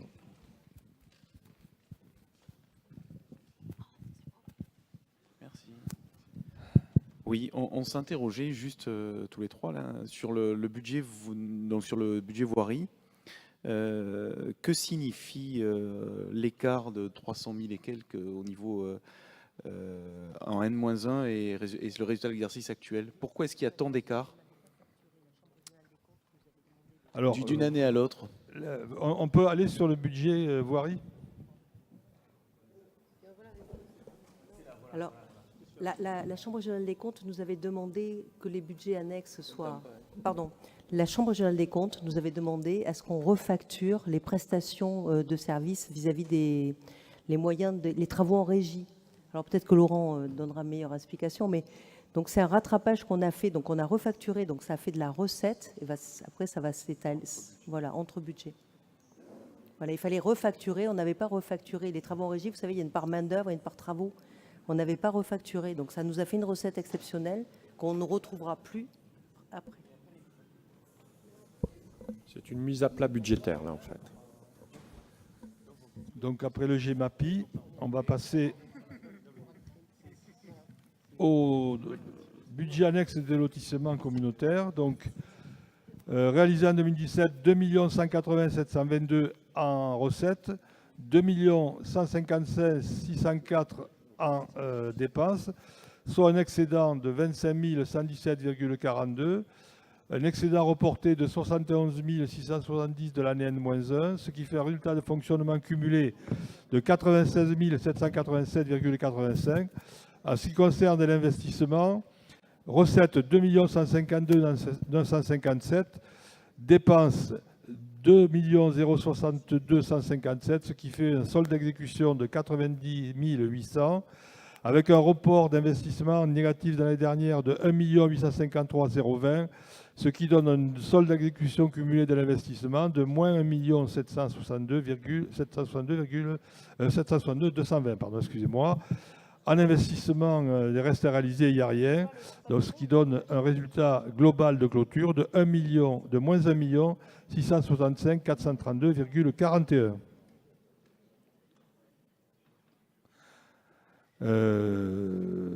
Lotissement communautaire, donc l'affectation des résultats. 96 787,85 le résultat d'exploitation en 002 et moins 1 762 220 d'investissement sur le compte 001.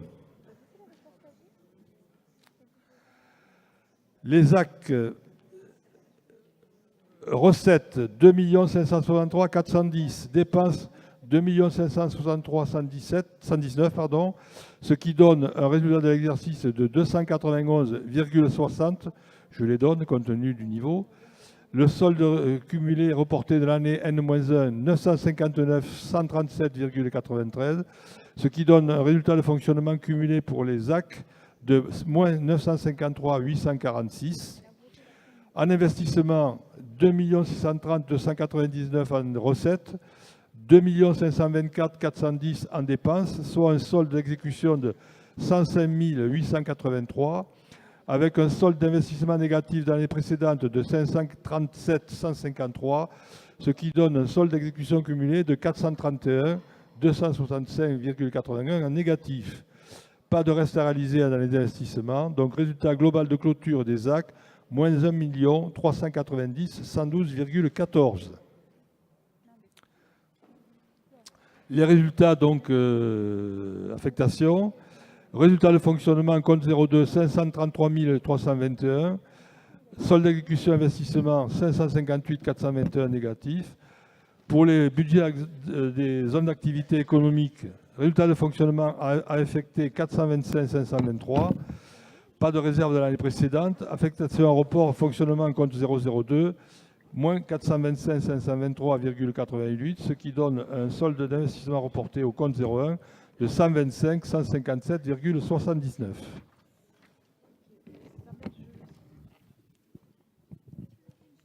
C'est terminé. Alors oui, je crois qu'il y en avait d'autres. Alors, on va repasser chaque budget pour les voter et les affectations des résultats. Après le budget principal, pépinière. Donc, compte administratif présenté tel que vous l'avez sous le document d'avant, qui concerne les pépinières Eureka Marmande de Sud-Nord. Donc, résultat global de clôture pour le compte administratif de moins 813 756,62.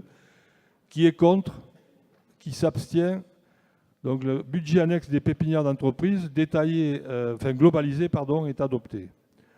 Ensuite, vous déroulez. Le résultat, on en a parlé, donc allons sur le résultat. Affectation des résultats sur les pépinières. Le diapo d'après, s'il vous plaît. Voilà. Encore. L'affectation des résultats, donc comme on l'avait déjà vu. Qui est contre? Qui s'abstient? Donc les affectations de résultats sont bien validées. Pardon. Le transport urbain, réalisé donc 2017, avec un résultat global de clôture de moins 106 399, qui est contre, qui s'abstient, donc adopté. Pardon. Même chose pour les résultats que l'on a vus précédemment, qui est contre, qui s'abstient, adopté. Voirie, résultat global de clôture de 43 150,30 compte administratif. Qui est contre? Qui s'abstient? Adopté. Les affectations de résultats, bien sûr, il n'y a que le fonctionnement 43 150,31. Qui est contre? Qui s'abstient? Adopté. Budget GEMAPI, donc tel que présenté, compte administratif avec un résultat global de clôture de 582 420. Qui est contre? Qui s'abstient? Adopté. Affectation de résultats comme présenté précédemment. Qui est contre? Qui s'abstient? Adopté. Lotissement communautaire, résultat global de clôture 1 665 432,41, résultat du compte administratif. Qui est contre? Qui s'abstient? Adopté. L'affectation de résultats, compte 002 de 96 787, solde d'exécution d'investissement de moins 1 762 220,26. Qui est contre? Qui s'abstient? Adopté. Budget des zones d'activité économique, résultat global de clôture, moins 1 390 112,14. Qui est contre? Qui s'abstient? Adopté. L'affectation des résultats comme présenté derrière. Qui est contre? Qui s'abstient? Adopté. Voilà, les comptes administratifs et l'affectation des résultats ont été donc adoptés.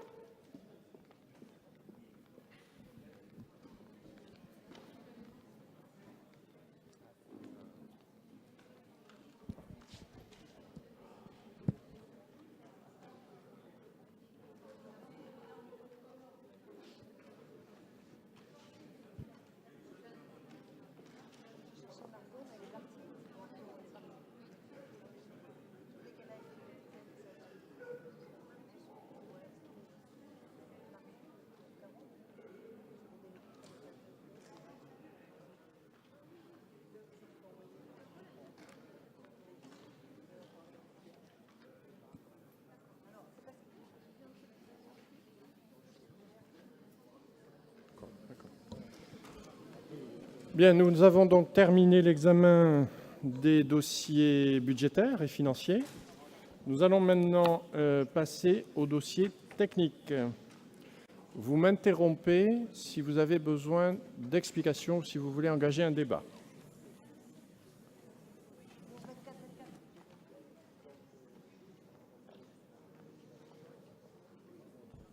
Est-ce que vous voulez... alors, non, mais d'abord, le budget supplémentaire, il a été déroulé. Est-ce que vous voulez des précisions sur les budgets supplémentaires? Je ne vais pas vous les répéter un par un. Je vais vous simplement demander de voter, y compris pour les APCP, vous les avez reçus. Est-ce qu'il y a des questions sur les budgets supplémentaires que vous avez vu afficher à chaque budget concernant aussi bien les lotissements que le principal et que le budget annexe? Qui est contre les budgets supplémentaires représentés? Qui s'abstient? Donc les budgets supplémentaires ont bien été validés et votés.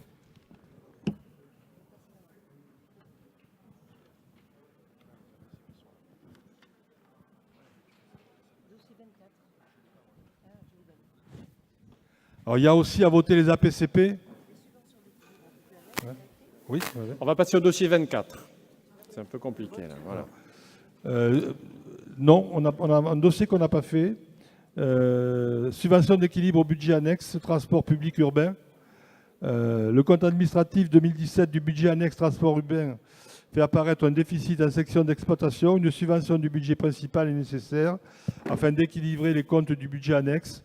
Le compte administratif 2017 du budget annexe transport public urbain fait apparaître un déficit d'exploitation de 219 173,09. Je ne vais pas vous le faire revenir, mais il faut croire les chiffres. Afin de pérenniser ce service public dans des conditions acceptables pour les usagers et sans augmentation excessive de tarifs, une subvention de ce montant est nécessaire pour l'équilibre de la section d'exploitation. Cette somme en deçà du prévisionnel présenté lors du vote du budget primitif 2018. Les membres du Conseil communautaire sont invités à approuver la délibération suivante. Le versement d'une subvention d'équilibre du budget principal, le budget annexe de transport public urbain, d'un montant de 219 173,09. Cette somme est bien sûr inscrite au compte 74,75 à recette sur le budget annexe de transport et un compte 657,364 sur le budget principal. C'est les chiffres que vous avez vus sur la colonne de droite en chaque budget. Subvention d'équilibre qui est contre, qui s'abstient, donc elle est adoptée. Alors les APCP, est-ce que vous voulez que je vous donne tous les chiffres des APCP? Bon. Donc, les APCP, donc, il y a APCP numéro 25 sur la petite enfance, APCP numéro 26, la rénovation des bâtiments enfance-petite enfance, dossier 27, création des maisons de santé et révision des chiffres, APCP 2015,01, travaux de voirie urbaine Marmande, révision, travaux de voirie urbaine de Tonnin, révision, APCP 2015 numéro 2, APCP 2017,1, plan climat-énergie territorial, 45 000, puisque ça fait partie des 20 000 que vous avez vus initialement. Voilà.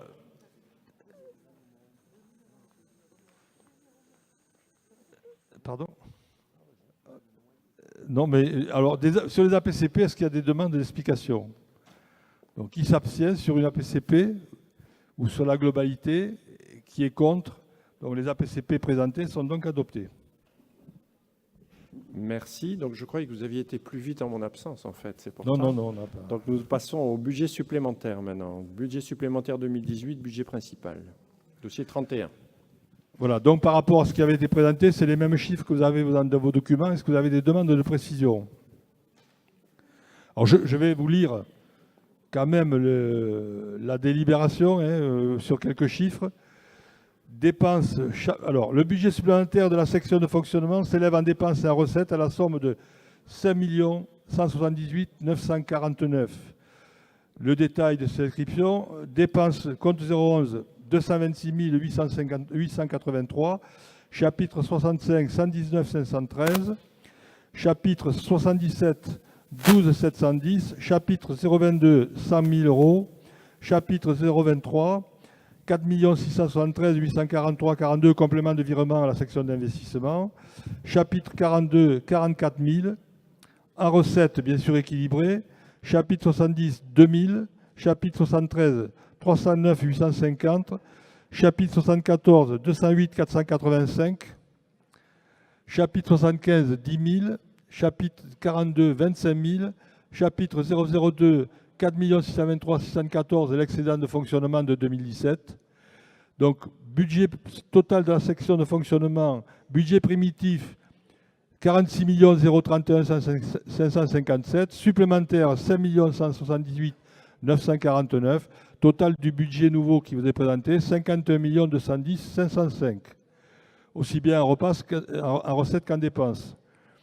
Même rapidement, la même chose dans l'investissement, budget supplémentaire de 8 717 975, en dépenses d'équipement 1 971 020, dépenses financières 47 451, dépenses d'ordre 196 560, solde d'exécution d'investissement reporté 4 155 542, solde d'exécution de 2017 donc. À ces dépenses s'ajoute le reste à réaliser de 2007 de 2 347 401,96. En recettes d'équipement, moins 3 168 041. Réduction de l'emprunt, c'est ce que disait M. Rigal. Participation de voirie. Recettes financières, 5 072 673, fonds de compensation de la TVA et affectation du résultat de l'exercice 2017. Recettes d'ordre, 4 891 403,42. Virement de la section de fonctionnement et autres opérations d'ordre. À ces recettes s'ajoute le reste à réaliser de 2017 voté dans le cadre du compte administratif pour un montant total de 1 921 940,23, ce qui donne un nouveau budget primitif qui avait été voté de 12 747 048, des restes à réaliser de 2 347 401,96, budget supplémentaire de 6 370 573,81, ce qui donne un nouveau budget aussi bien en dépenses qu'en recettes de 21 515 023,77. Qui est contre? Qui s'abstient? Donc le budget supplémentaire est donc adopté.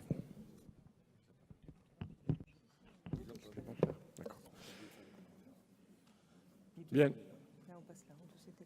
Pour ce qui concerne les dossiers techniques, dossier numéro 38, vous m'interrompez s'il y a des questions. Niveau de vote des budgets annexes GEMAPI et transport public urbain.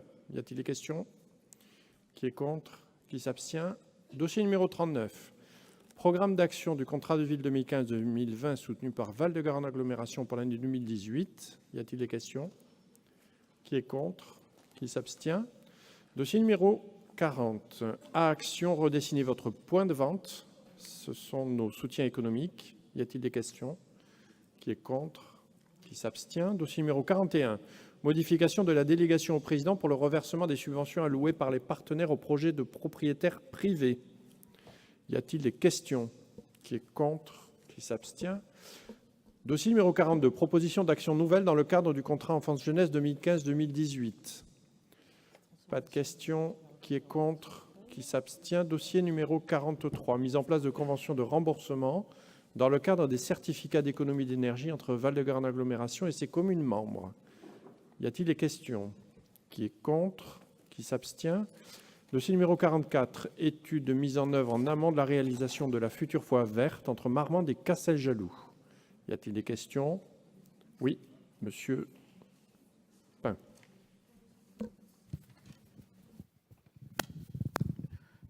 Oui, bonsoir. Tout simplement, dites-nous où est-ce que nous en sommes de la réalisation et de la mise en œuvre de ce, pour nous rafraîchir la mémoire un petit peu. Voilà. Alors, si nous faisons ces études-là, c'est justement en réponse à vos questionnements sur la solidité des ouvrages d'art. Nous avions, nous, les analyses, les expertises internes de la SNCF, mais il nous manquait des études indépendantes et on avait conditionné l'achat de la ligne à la production de ces études-là. Donc ça va être fait, c'est très rapide, il y en a pour 2 mois, et ensuite, même pas, et ensuite nous allons pouvoir finalement acheter la ligne, et je pense qu'avant la fin de l'année, les travaux vont pouvoir commencer, et le délai sera tenu. Voilà. Oui. Pardon, un micro. Un micro. Une petite question de rien du tout. La largeur de la voie est adaptée au futur, à sa future utilisation? Ah oui, parce que on va aller de berge à berge sur le remblai. Donc, on va avoir une voie de circulation de plus de, enfin, entre 3 et 4 mètres. Hein. Donc, je pense que pour une voie verte, ça suffit amplement. Hein. Oui, oui. D'autres questions? Pas d'autres questions? Qui est contre? Qui s'abstient? Dossier 45, instauration d'une gratification des stagiaires de l'enseignement. Y a-t-il des questions? Qui est contre? Qui s'abstient? Dossier 46, recrutement de vacataires. Y a-t-il des questions? Qui est contre? Qui s'abstient? Dossier numéro 47, recrutement d'un chargé de mission, usage numérique. Y a-t-il des questions? Qui est contre? Qui s'abstient? Dossier numéro 48, fixation du nombre de représentants du personnel au comité technique. Y a-t-il des questions? Qui est contre? Qui s'abstient? Dossier numéro 49, fixation du nombre de représentants du personnel au comité d'hygiène, de sécurité et de conditions de travail. Y a-t-il des questions? Qui est contre? Qui s'abstient? Dossier numéro 50, travaux de mise en sécurité de la voie communale numéro 5 à Meillan-sur-Garonne. Pas de questions? Qui est contre? Qui s'abstient? Pas de remarques sur les décisions. Mesdames et messieurs, je vous remercie et je lève la séance. Merci à vous tous. Vous pouvez me dire, on a été